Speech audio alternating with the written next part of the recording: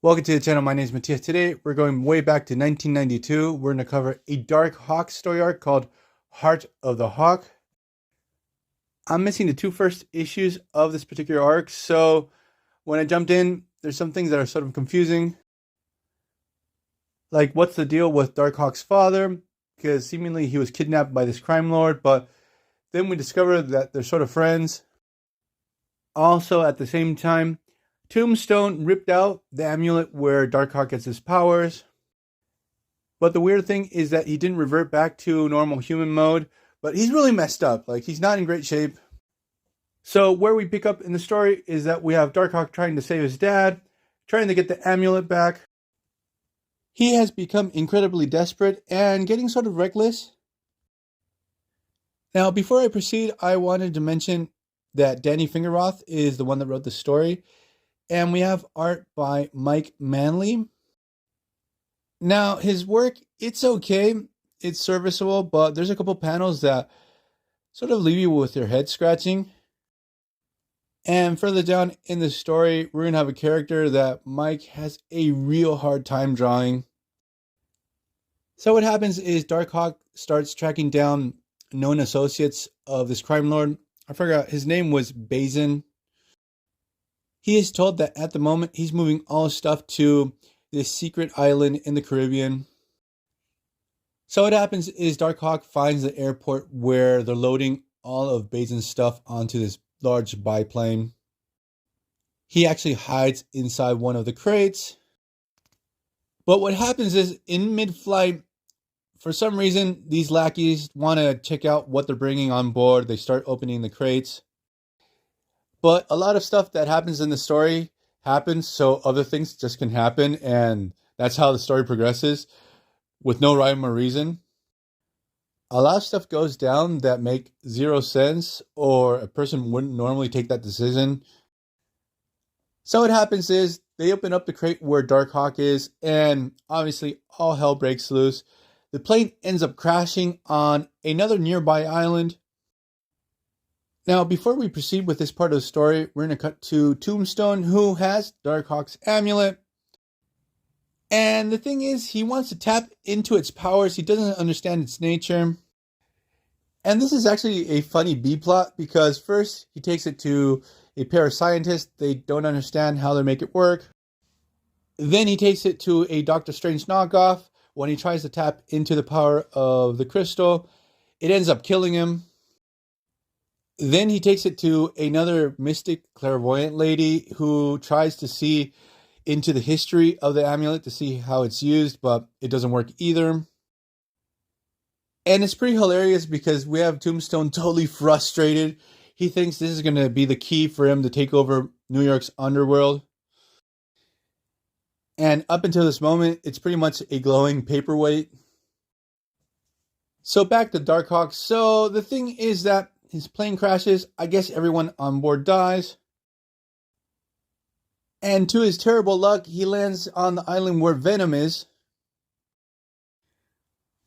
So this is very early in the evolution of Venom as a character. He thought he had killed Spider-Man.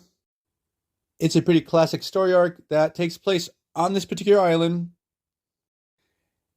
The thing is that he decides to take an early retirement, so he's not happy at all to see Darkhawk there, destroying his peace and tranquility. So obviously, Venom tries to kill Darkhawk. They immediately enter the battle.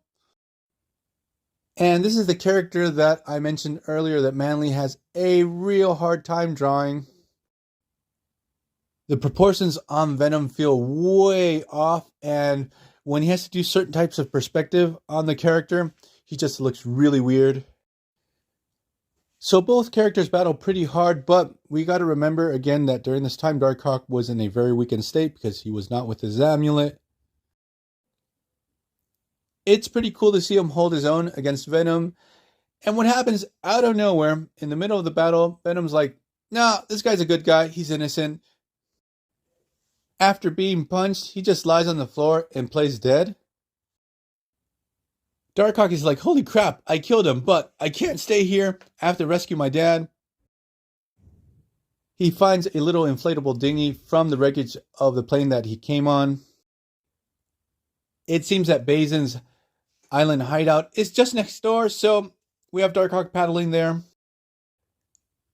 Once Darkhawk arrives to the island, he is immediately attacked by Basin's henchmen. Also, the superpowered lodestone is there, so Darkhawk has to deal with a lot of stuff at this moment. Now, while Darkhawk is preoccupied fighting with lodestone, Basin grabs a machine gun. He's going to shoot Darkhawk in the back. That's when Hawk's dad, that up until that moment, he was like sort of hanging out with this crime lord, decides to jump in, save his son. He ends up getting shot. But at the last moment, Hawk's dad also shoots Basin. This distracts Lodestone. Darkhawk is able to Dark Force blast her, even though he does not have his amulet. Now we have one of those situations where everyone's just knocked out on the floor, or they're unconscious, or they're dying, or they're dead. Then out of nowhere, when Darkhawk regains his consciousness, he's confronted by this weird South American army general who is possibly tied to drug trafficking, never mentioned in this whole story, at least the issues that I have. And he's not happy to see Darkhawk or any of Basin's forces, so he has everyone tied up. But what happens is, Darkhawk is able to escape. He actually leaves the corpse of his father behind. He's able to board one of Basin's planes that are escaping the island, which he pretty much hijacks and makes him fly all the way back to New York. Once back home, we flip the page and somehow he has found Tombstone. There is no explanation how, but the thing is both characters start battling it out. And obviously Darkhawk comes out on top. He gets his amulet back.